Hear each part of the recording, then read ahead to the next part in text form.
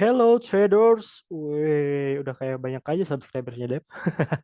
Oke, mumpung lagi semangat ya, mumpung saya juga pengen berbagi ya, saya lagi pengen banyak ngomong aja sekarang akhir-akhir ini. Kita akan coba bedah nih, sebenarnya apa sih yang menjadi penghambat ya para trader di kita itu tidak pernah berprogres, tidak pernah maju, tidak pernah bisa ya. Ini kesalahan umum mudah-mudahan dari lima poin ini itu kita bisa pelajari ya. Jadi setidaknya apalagi yang baru ya saya harap nggak melakukan kesalahan yang sama. Jadi ini ada kesalahan yang paling umum yang saya temui, terutama mungkin yang konsultasi kepada saya ya. Yang pertama, di sini itu kebanyakan para trader kita itu tidak mau berproses ya. Pengennya tuh instan ya, melihat mungkin orang lain cuan jutaan, cuan puluhan juta, cuan ratusan juta ya. Kalau orientasinya udah hasil ya, ini menurut saya udah salah ya. Kenapa? Karena yang saya sudah jalani ya, itu instan itu tidak ada ya. Bisa kaya bisa, cuman enggak instan ya. Saya harap di sini ya, terutama mungkin member Retail Sopan ya, itu bisa mulai ganti dulu mindsetnya bahwa kita itu perlu proses ya, perlu backtest, perlu trial and error. Kalau misalkan memang sudah tekadnya bulat, mau terus terjun di bursa efek kita. Ya, ibaratnya gini, ketika kalian belum bisa mengelola uang 1 juta, jangan pernah berharap bisa mengelola uang 10 juta. Begitupun ketika nanti ya, misal punya uang 50 juta ya, kalau misal 10 juta itu berkurang 30% jadi 7 juta, itu akan berlaku pada 50 juta yang kalian miliki ya. Makanya di sini saya tekankan mending pakai modal kecil dulu ya. Kita bangun mentalnya dulu. Kalau mentalnya udah siap gitu kan. Nanti ketika sudah saatnya itu akan lebih optimal menurut saya. Dan kita nggak akan kaget karena kita bertahap dari bawah. Nah, kebanyakan ya yang saya temui itu justru para trader itu yang pertama siap tuh modalnya dulu ya. Kak Dep, saya punya 50 juta, gimana caranya bisa dapat 10 juta per bulan? Orientasinya udah hasil, tapi nggak nanya, Kak Dep, gimana ya caranya saya punya uang 50 juta, kira-kira saya bisa nggak ya dapetin 10 juta, gimana caranya? Apa yang harus saya tempuh? Apa yang harus saya baca? Jarang ada yang gitu. Pasti nanyanya hasil. Kak, bisa nggak ya saya punya uang nih per bulan cukup 5 juta aja. Bilangnya 5 juta aja. Memang terkesan kecil, cuman di market nggak semudah itu ya. Enggak semudah yang diharapkan, tidak sesuai ekspektasi ya. Nah, di sini ya, itu yang paling banyak ya, tidak mau berproses. Dengan alasan, Kak Dep, kalau saya cuma trading 1 juta, nggak berasa dong Kak Dep. Memang, namanya juga belajar. Masalahnya gitu kan. Di sini uang belajarnya mau mahal atau murah. Tinggal pilih. Kalau misalkan mau murah, nurut. Pakai modal kecil. Kalau misalkan Kak Dep, saya uangnya unlimited kok, nggak apa-apa, habis gede ya nggak masalah, silahkan. Ya, ini kesalahan gitu kan. Ini kesalahan ini saya pun dulu sempat ada di fase yang ini. Ya, saya pun sempat apa merasa kalau saya terus gini gitu kan. Kalau misalkan saya pakai modal 1 juta, kapan kayaknya? Cuman gitu kan. Itu semua butuh proses. Mindset-mindset ini gitu kan. Kalau nggak dibenerin dari awal ya, ibaratnya pondasi ya, ketika pondasinya nggak kuat atau udah salah, ketika istilahnya mau naik ke lantai 2, itu pasti akan ambrol-ambrol juga, bakal ambruk-ambruk juga ya. Jadi bersiaplah dan setialah dengan proses ya. Itu yang pertama. Oke, harus mau berproses karena menurut saya ya, ini fase trader tuh untuk bisa cuan aja itu butuh 3 tahun. Nih saya kasih kasih bocoran aja ya. Jadi kalau misalkan yang baru 1 tahun masih loss itu udah jalan yang benar ya. Justru kalau baru 1 tahun dan langsung bisa, menurut saya itu ajaib ya. Saya pun kayaknya akan belajar ke yang bisa seperti itu ya. Tahun pertama itu biasanya loss karena memang masih meraba-raba ya, masih coba-coba dan nggak tahu ilmunya, wajar. Tahun kedua mungkin udah mulai bisa BEP ya, ya ada cuan tapi masih ketutup loss. Nah, tahun ketiga itu baru bisa cuan tipis ya, masih ada loss-lossnya tapi overall masih cuan. Jadi butuh 3 tahun rata-rata ya. Dan saya pun bertemu dengan beberapa orang itu mereka rata-rata seperti itu ya, 3 tahun. Kalau misalnya kakaknya bisa lebih, itu lebih bagus ya, supaya mungkin momentumnya lebih lebih cepat juga ya. Saya bukan membatasi kemampuan kalian atau misalkan saya meremehkan kemampuan kalian. Cuman ini kita ambil rata-rata ya. Kalau misalkan memang kalian sanggup di atas rata-rata, silakan ya. Dalam 1 tahun atau dalam 6 bulan langsung mahir, silakan ya.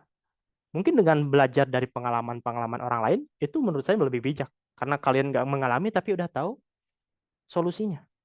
Oke, itu yang pertama. Yang kedua ini nih, tidak patuh sama trading plan. Kenapa nih ya? Kita udah dari malam udah analisa, udah bikin trading plan-nya, tapi ketika jam 9 itu beda ya. Padahal kita udah capek-capek semalam kita analisa, kita udah bikin area entry-nya, kita masukin berapa, keluar di berapa. Ketika nggak sesuai, nah ini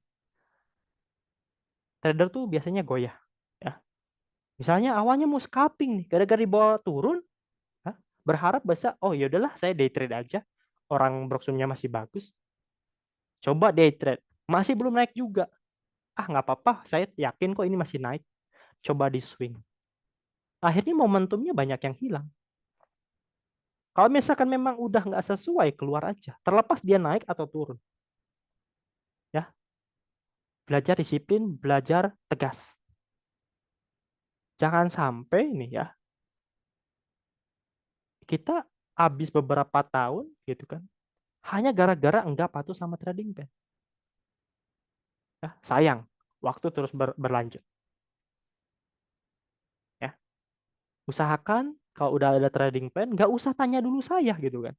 Itu trading plan udah dibikin atau misalkan ya saya udah pertimbangin slow risk mungkin gitu kan. Kalau udah kena stop loss keluar aja ya. Kalau misalkan saya balas, kalau tidak itu makin turun, makin turun, makin dalam, makin dalam ya. Itu yang kedua. Yang ketiga, nah ini nih ya. Baru mau belajar ketika sudah kehilangan modal banyak. Ini paling banyak juga ya. Yang saya rasa, Kadep saya udah hilang modal 50%. Kadep saya udah minus 70%. Gimana bisa BEP, Kadep? Gitu kan. Itu baru sadar mereka. Ya itu gara-gara kenapa? Yang pertama ini, baik lagi poin yang pertama. Nggak mau berproses.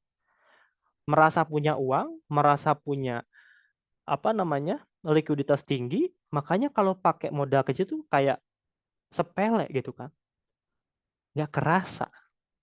Padahal gitu kan, kalau misalkan poin satu ini udah dilakukan, ini nggak akan terjadi.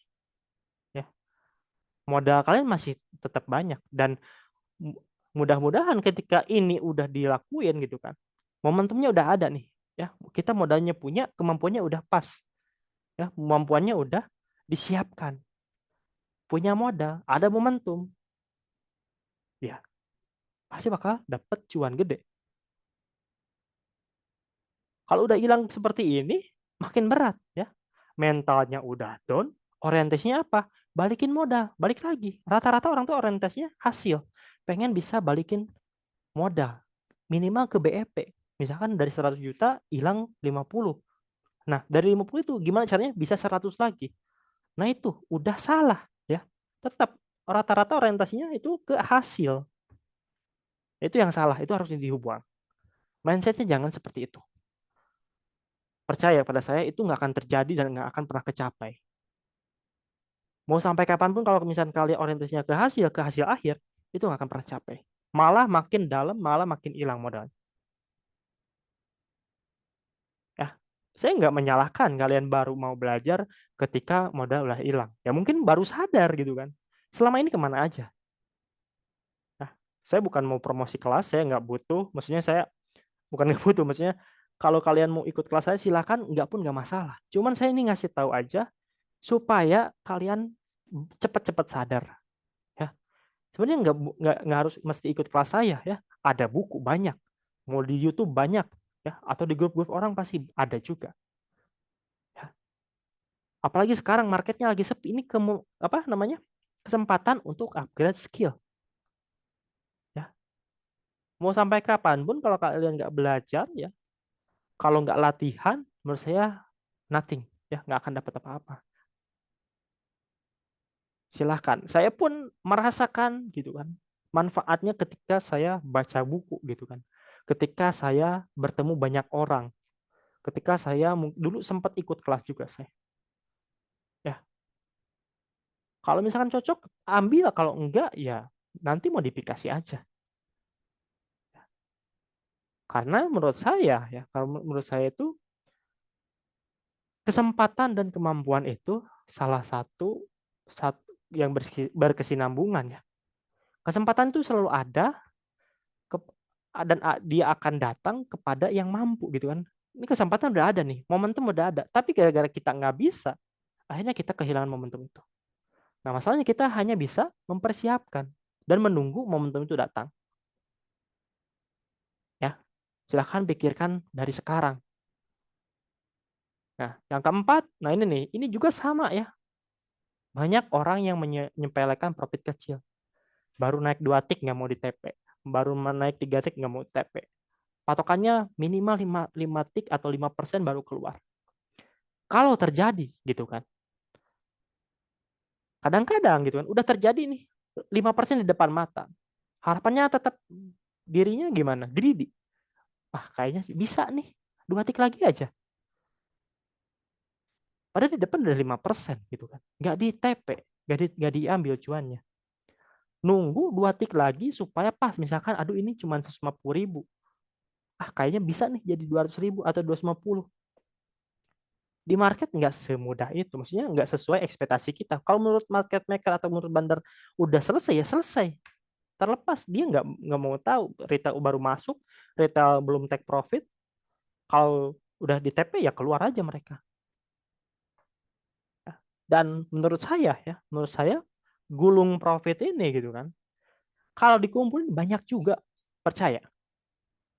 Jangan harap bisa mendapatkan cuan gede kalau misalkan profit kecil nggak dihargai. Ya, kalau kita udah belajar menghargai profit kecil, ya percaya, profit gede itu akan datang. Rata-rata orang nggak mau nih ngumpulin profit-profit kecil gini. Kalau saya pribadi gitu kan, suatu target, gitu, kita punya tujuan, kita punya target, misalkan per bulan berapa. Oh, Kadep, saya mau jadi full time trader, full time trader. Sebulan saya pengen, oke lah, let's say 5 juta gitu kan. Biar kayak mungkin gaji yang kerja.